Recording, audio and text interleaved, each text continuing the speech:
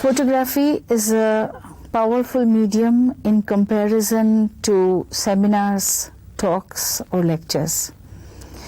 Images come through with a much more powerful impact than any other medium.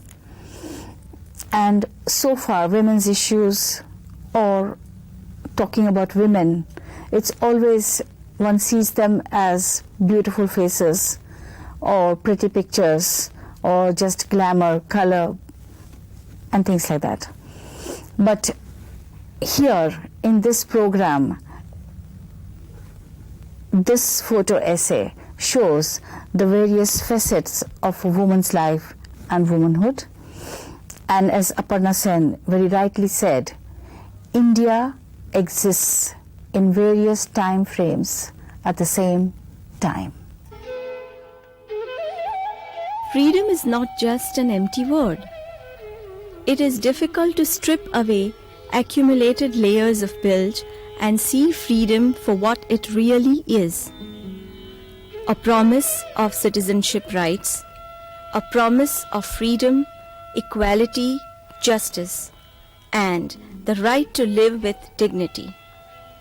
Does that promise mean the same things for women as it does for men? Has that promise been fulfilled? This whole generation to whom freedom probably actually signifies the right to choose what they want to do. But on the other hand, there's this whole contextual and reference on the exploitation of women. And how do you balance the two? Independence in this photo essay is mapped not through the passage of time, but by focusing on a broad range of issues that affect every woman: birth, work, family, body politics, violence, displacement, myth and image, media, religion, sexual choices, power. Concern is not so much history, but the outcome of history. In India, whether it's urban or rural India, the birth of a girl child is not a welcome concept. Even in birth, she's not free. And if you see this photograph, it's about a girl child who was born and who has been literally abandoned. And if you see this proud grandmother holding up the male child, I feel it's definitely a woman photographer, because you can see the intimacy in the first photograph where the woman is undergoing labor for the 5th time after giving birth to 4 girls. You can see the desolation and the depression in this woman who's suffering from labor pain in the corridors. You can see the movement of the child being born, but what is most interesting is that it's a male child. So she's taken care, and you have to have that eye to actually take these kind of photographs. This is obviously a more modern, maybe a mini metro or a metro. And you can see that it's not a problem which is a rural problem. It's a social problem, and it cuts across a rural or a urban barrier. This is an ultrasound going on where the sex of the fetus is being decided, based upon which, if it's a female, it will be aborted. If it's a male, the pregnancy will be allowed to carry on. This is obviously an aborted female fetus. There are photographs which are shocking, which will make people take notice and say, hey, this also goes on after 50 years of independence. In Maharashtra, for example, amniocentesis is banned. It has been legally banned for many years. Not a single case has been registered so far in Maharashtra. That makes you say that what are you fighting against? Are you actually fighting against tradition? Are you fighting against laws? What is the question that you want to ask? The girl is born, but it doesn't stop there, because the life of a girl child in this country is something which is not joyous. These are actually of street children, and for that girl, the only moment of happiness is when she goes to a dancing school.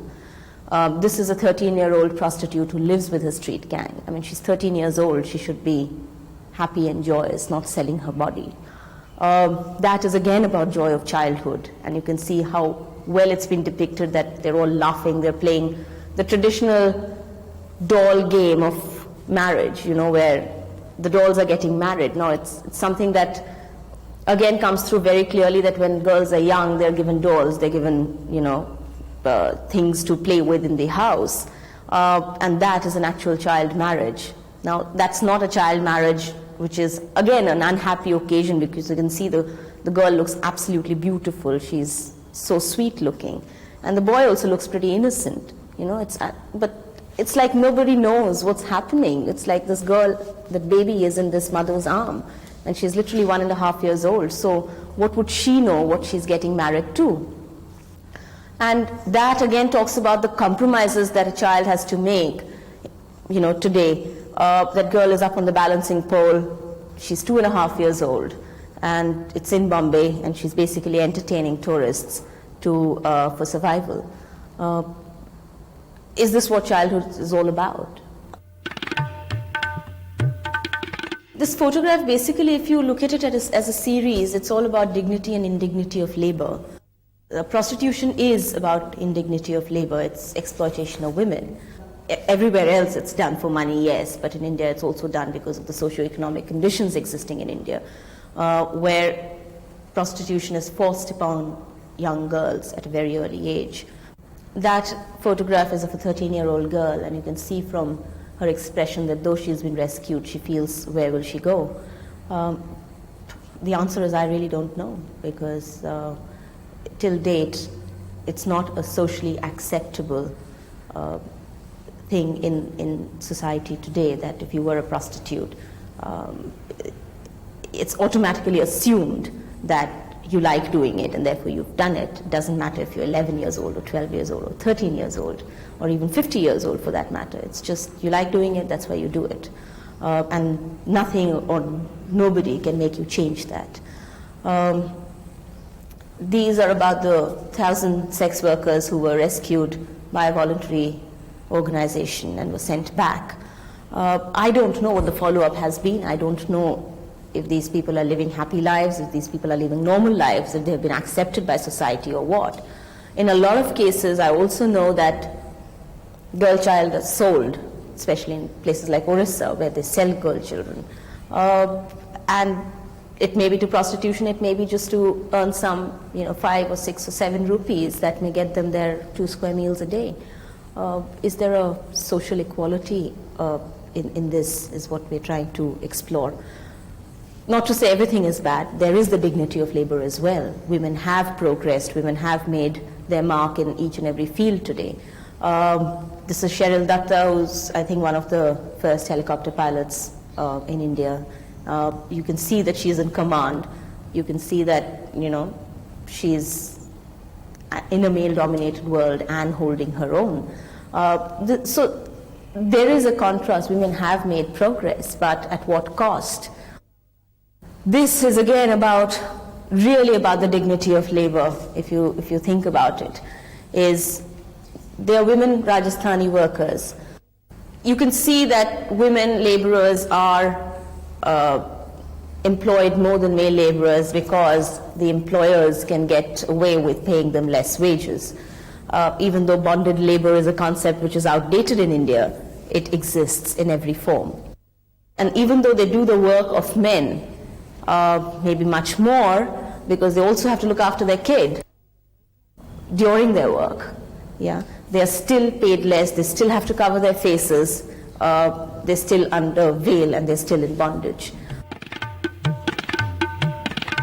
This section primarily deals with violence and crimes that are committed against women. A woman, a Dalit woman who has been displaced because of Bargi Dam, so development on one side, but there is this whole after effect or aftermath of development, who has been taken hostage by the zamindar, and she's very beautiful, and he has to guard her against other landlords. It's as if, you're my property and I have to keep you.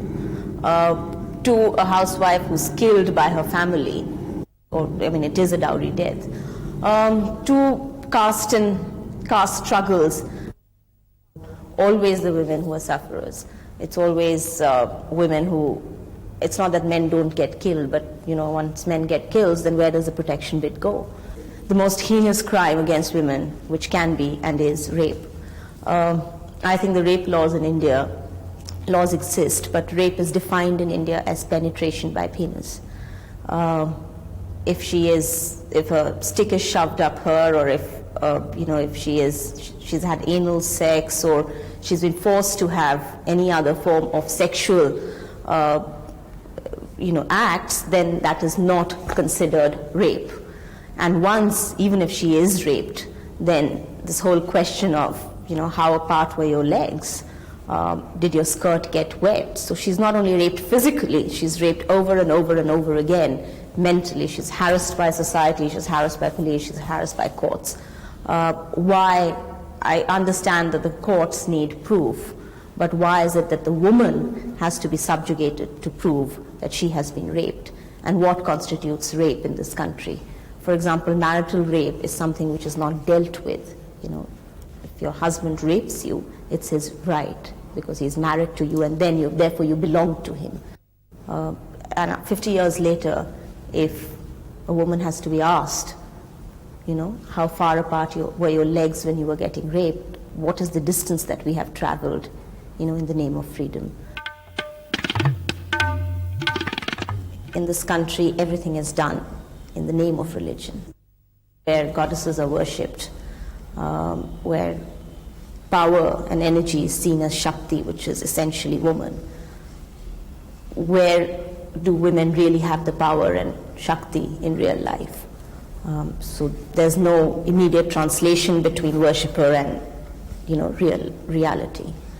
The second thing is that religion to us should be joyous, as is portrayed by this photograph. It should be fun, it should be things that you do because you believe in it. It's your faith. Calm, peaceful. But what it has degenerated to is communal violence and riots, in which, again, women get affected, because with that comes the whole question of protection and crimes against women and violence against women. Rape, molestation in the name of religion is not something which is new. The whole question being that 50 years later, in a country which is supposed to be secular, which is supposed to be religiously oriented, Hinduism as a concept started out as a phenomena. It essentially means to embrace all, which is why India follows Hinduism. That is why it's a secular country. That is why goddesses are worshipped, because they are considered to be creators, birth givers, protectors. But what's the plight and condition of religion in context to women? I don't think any religion started out with a bias towards genders. But I think over the years, through society and tradition, pressures, male domination, it has become a gender bias. This whole mythology, because if you read the Vedas, if you read the Upanishads, if you really go deep into theology in India, it all started with a woman being an equal partner of man, which is why Ardhanarishwar, the word Ardhanarishwar means part woman, part man. Shiva himself merged with Parvati for ruling the world, and even though the three main trinity of Indian mythology is Brahma, Vishnu and Maheshwar, if you see, Brahma himself has been born out of a lotus and is not male in that context, it's new to gender, and he's the creator. Vishnu himself had to be born as a woman, so it's not that the males haven't taken on female roles in the religious sense. A woman's health is something that nobody cares about, including the woman. 3 or 4 things contribute to it. Even though biologically she's born stronger, over the years as she grows up, she becomes generally weaker. She has no control over her own body. She has to give birth as many times as the man would like her to give birth and produce children. If she's ill, then nobody takes any account of her illness. And very often the women themselves don't take any account of their illness because they'd rather take their husband or their father-in-law or their son to a doctor. But, things like reproductive tract infections, which a lot of women are prone to and do have, is neglected. Second, because healthcare in India is appalling. Apart from the NGOs who are working in reproductive health or in healthcare, primary healthcare as a system in India, I believe, is a complete failure because I've seen PHCs and they are run appallingly. There are no doctors there, the nurses everything is geared towards target orientation in India because all the ANCs are told that, hey, you need to fulfill 40 tubectomy ligations by the end of the year or you don't get paid. In effect, it is actually a private form of protest because protesting is not all about, going to rallies and carrying a flag and shouting slogans. It's also about how much you can protest within your boundaries and within your family. And these women obviously have never been allowed or have lived the kind of life we were talking about all this while, but yet they've protested by taking their own health into their own hands and by teaching other women in their respective villages to take their health into their own hand. Since childhood, a woman's body becomes a focus factor. She has to be slim, she has to be fair, she has to be beautiful. Otherwise, end result, she won't get married. It's something that has been conditioned into each and every psyche, male or female, since almost birth. What is the question? I mean, is it, brains don't matter, intellect doesn't matter, heart doesn't matter, good personality doesn't matter. What matters is how beautiful you look. That is essentially a very male concept. And these photographs I really love because they're actually sections of a woman's body and sections of it could be sections of any woman's body, apart from a model or whatever. Because they show and these are beautiful in themselves as well, and they show that you can have a round stomach, you can have, armpits in your, hair in your armpits, and you can have stretch marks, and they are all as beautiful. And it's something that, it's natural, it's normal, it's, everybody should like and should love their own bodies. But a lot of people don't even look at themselves in the mirror, and that all follows from this conditioning that we are put at a very early age, that you have to be beautiful. Now, what is beauty? I mean, it's a dilemma, frankly, for a lot of people, because on one hand, it does constitute freedom of choice, that a woman today has choice to be a Miss World or a Miss Universe or an Aishwarya Rai or a Sushmita Sen or whoever she wants to be. On the other hand, there is this whole backlog of exploitation that a woman's body undergoes. And then you realize that, Indian women have always been beautiful by any standards. Why is it that 10 years ago they weren't a Miss World or Miss Universe from India? And if you see the trend of it, mostly they were from Latin American countries.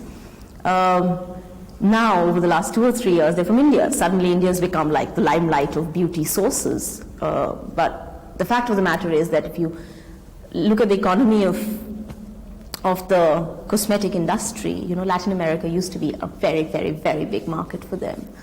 And therefore you had all the Miss Venezuelans and the Miss Chilis and the Miss Perus who became the Miss Worlds, etc. The reality of last 50 years has been neither black nor white. It's been grey.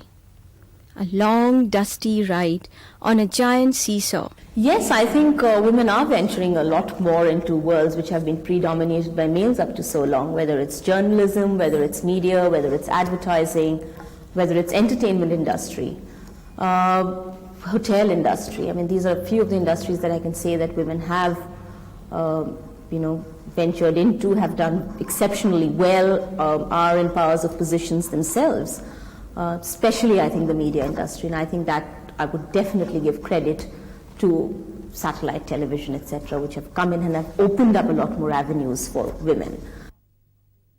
Some women have made their marks. There are very good women lawyers. They've been women judges. They've been activists. They've been political leaders. But the question still remains that after 50 years of independence, when women fought with men to make this country free, after 50 years, do we still have to fight for 33.13% reservation in the parliament? I mean, is this justified? I mean, why on earth should we fight? We should be just given it. We should be given, because we're 50% of the population, we should have 50% representation in the parliament. But do we? We don't. These photographs speak about the life of woman. From the time she's conceived to the time she's born, wanted or unwanted. From the time she's a child, sometimes enjoying her childhood, but many times living as a child without childhood. Passing through her teens and sometimes falling into social evils like prostitution. From there, moving on to work as a laborer to keep body and soul together for the home. And in this way, these photographs unfold like a huge landscape, speaking about the life, the turmoils, the pleasures, the sadness, the terrors, everything about womanhood. And when one looks at a face like this, one sees the tremendous experience that a woman passes through. In the same context, when one looks at these photographs and thinks about women and life and the 50 years of independence of India, one wonders and one looks as to how women have moved. Sometimes they have not been able to move out of their tragedy, but at many times they have moved out, they have experienced a lot, they have grown, and they have created their own identity, which is seen in their face. And this also leads to the question and to the word freedom. Women have to take their own freedom through the whole gamut of emotions that they have to pass through from birth to death. And as Langston Hughes very rightly said in his poem, freedom will not come today, this year, nor ever through compromise and fear. I have as much right as the other fellow has to stand on my 2 feet and own the land. I tire so of hearing people say, let things take their own course. Tomorrow is another day. I do not need my freedom when I'm dead. I cannot live on tomorrow's bread. Freedom is a strong seed planted in a great need. I live here too. I want freedom just as you.